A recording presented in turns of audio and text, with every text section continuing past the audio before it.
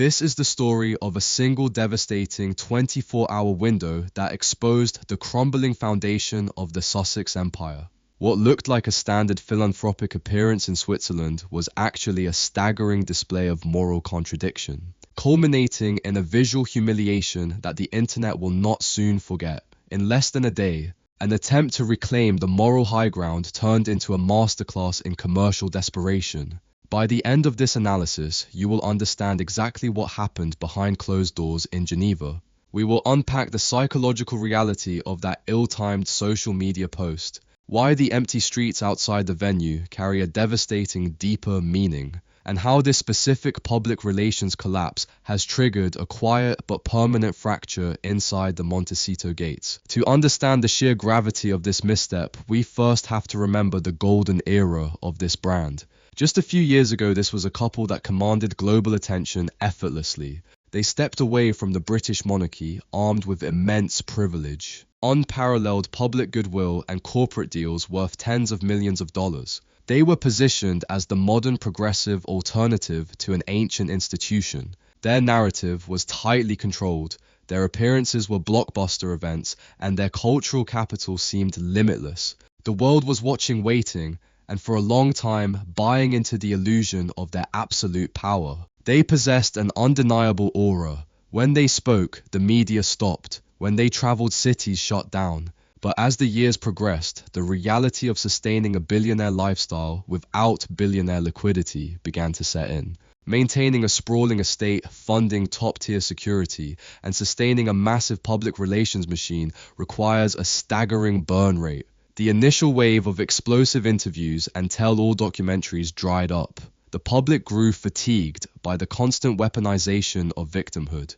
The quiet cancellations of major corporate partnerships sent subtle but clear signals that the golden era was fading. The brand desperately needed a pivot.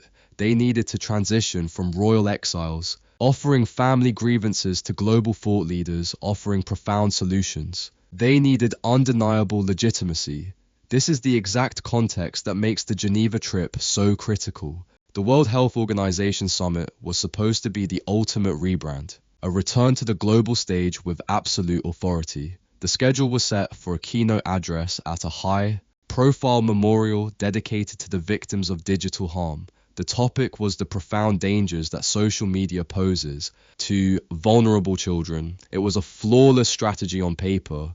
It positioned her as a protector, a concerned mother, and a global humanitarian standing bravely against the corporate greed of tech giants. It was designed to be the moment the narrative shifted back in their favor. Then came the morning of the speech, in a move that industry experts are still struggling to comprehend. A photo was uploaded to the official social media feed, just hours before stepping to a podium to condemn the digital exploitation of minors. A heavily curated, highly stylized mirror selfie was posted from inside a luxury hotel dressing room.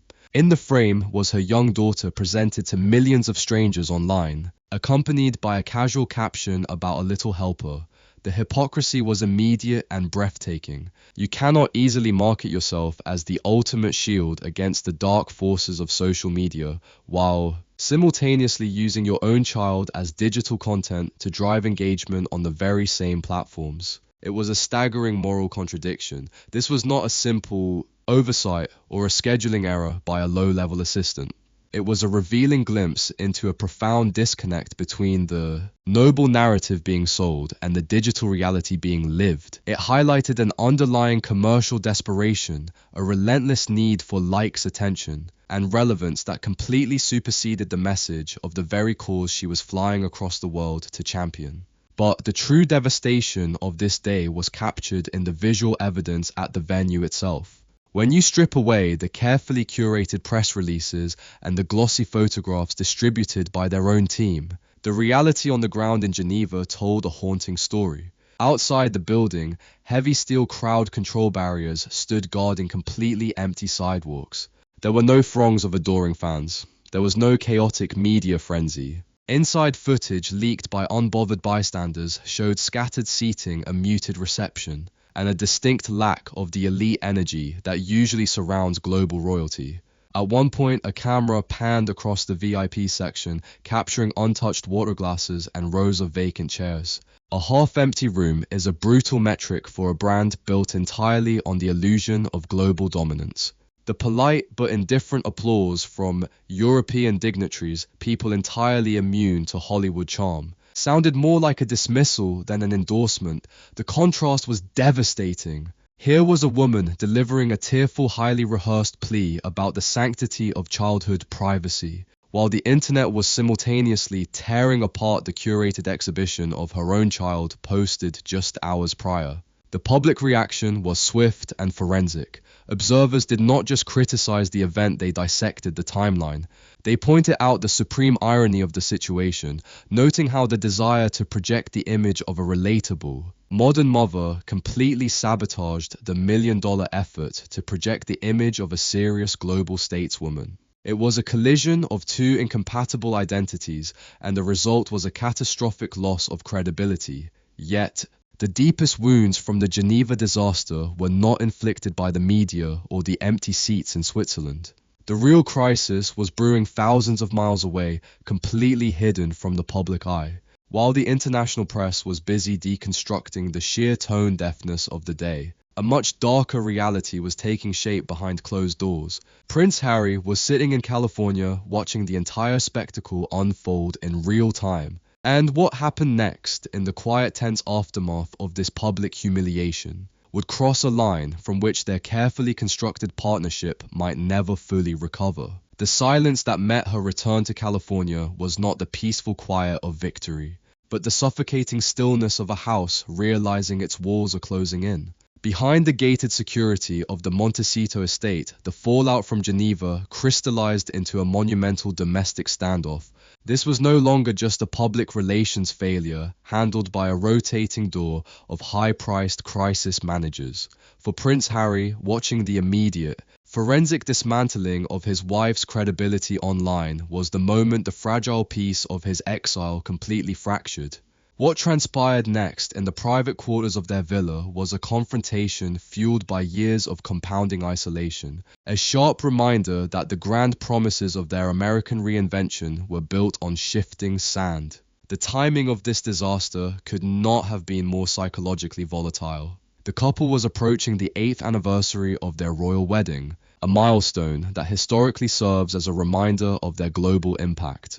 But instead of celebrating a triumphant alternative court, the occasion brought a heavy wave of nostalgia and deep regret. Sources close to the household began to whisper of an intense internal divide. Harry was looking backward, increasingly haunted by the absolute estrangement from his family. The reality of King Charles battling significant health struggles, coupled with the total lack of contact with Prince William, has evolved from a calculated political stance into a profound psychological weight. The prince was reportedly feeling the acute pain of a father, whose children are growing up as strangers to their own bloodline. This emotional vulnerability collided directly with the harsh reality of the Balmoral ultimatum. As plans for the royal family's traditional summer gathering in Scotland began to take shape, a rare window of opportunity seemed to open. Reports surfaced that the king had expressed a quiet, deeply personal desire to finally spend meaningful time with Archie and Lilibet. For Harry, this was a lifeline, a chance to mend the frayed edges of his legacy and give his children a connection to their heritage. But inside the Sussex villa, the suggestion of a return to the United Kingdom was met with absolute resistance. Meghan reportedly drew a hard, unyielding line in the sand. To return to British soil, to face a public that has largely rejected her narrative, and to enter a geographical space where Prince William and Kate have erected an impenetrable wall against Hollywood drama was a psychological impossibility. She allegedly refused to allow the children to be integrated into what she viewed as a calculated royal public relations trap. The disagreement quickly escalated into a point of no return. The ultimate resolution was a chilling directive that would send shockwaves through their remaining circle of supporters, a command for Harry to return to England alone. This directive is where the story shifts from a simple marital disagreement into a devastating piece of psychological evidence. For years, the core of the Sussex brand was their absolute unified front. A narrative of two star-crossed lovers standing hand in hand against the world. Sending Harry back to his family alone completely dismantles that illusion. It signals to the world that the unified front has collapsed under the weight of its own contradictions. It exposes a profound strategic separation, a reality where Meghan remains anchored to her American commercial ambitions, while Harry is left to navigate the wreckage of his birthright in isolation. The urgency to remain in California is driven by an underlying commercial desperation that is becoming impossible to hide. The elite lifestyle they chose demands an astronomical annual burn rate, estimated at over $6 million just to maintain basic security legal representation and their sprawling estate. The initial gold rush of explosive media deals has definitively ended. The massive corporate partnerships that once promised infinite liquidity have either expired or quietly vanished. This financial reality has forced a frantic search for new revenue streams, leading to the emergence of what industry insiders are calling the rent-a-royal strategy. This new commercial pivot represents a profound psychological degradation of the very concept of royalty. Faced with a dwindling reserve of capital, the strategy involves leveraging the Duchess title for high net worth private gatherings, corporate retreats, and elite social circles in Los Angeles and Silicon Valley. It is an approach born out of absolute necessity, an effort to monetize access to a British title within the wealthy enclaves of the American elite. What looked like a brave leap into independent global leadership has effectively degenerated into a high-end service industry for billionaires. They are no longer creating global movements, they are marketing an aristocratic novelty to the highest bidder. This is why the Geneva disaster was so uniquely catastrophic. It completely stripped away the high-minded, altruistic veneer that was required to keep the rent-a-royal strategy dignified. When a global humanitarian effort is thoroughly discredited by a mirror selfie and an empty auditorium, the commercial value of the brand plummets. The tech billionaires and elite philanthropists of the world do not pay premium fees to associate with public relations liabilities. They court royalty for their prestige, not their controversies. By exposing the mechanical calculation behind her public persona, the Geneva event did not just damage her reputation. It directly threatened the financial survival of the entire enterprise. The deeper tragedy of this trajectory is the total miscalculation of soft power. When they walked away from the British monarchy, they believed their personal charisma was more potent than the 1,000-year-old institution that birthed it. They traded the structured protective captivity of the palace for the volatile, unforgiving wilderness of public opinion. In the royal family, an empty room is prevented by institutional machinery. In the commercial world, an empty room is an honest reflection of your current cultural value. The empty streets of Switzerland prove that without the crown, the audience eventually walks away. Ultimately, this story resonates far beyond the borders of California or the United Kingdom, because it is a timeless narrative of hubris and the collapse of an empire. It shows the exhaustion of a global audience that has grown entirely immune to the weaponization of grievance. Viewers look at the contrast between the multi-million-dollar mansion and the commercial scramble for relevance, and they recognize a profound human truth that true power cannot be manufactured through public relations, and true peace cannot be found by cutting the ties that bind us to our history. As the summer approaches, the future of the Sussex brand remains profoundly uncertain. The quiet spaces of Montecito are now occupied by two individuals navigating entirely separate crises, one fighting to maintain a fragile illusion of Hollywood dominance, and the other staring across the Atlantic at a family he left behind. The next few months will determine if this separate path becomes a permanent division, or if the empire can find a way to reinvent itself once more. Thank you for watching this deep dive into the psychological and public relations realities behind the headlines. If you found this analysis insightful, please consider subscribing to the channel and leaving your thoughts in the comment section below. We read every perspective and look forward to continuing this conversation in our next video.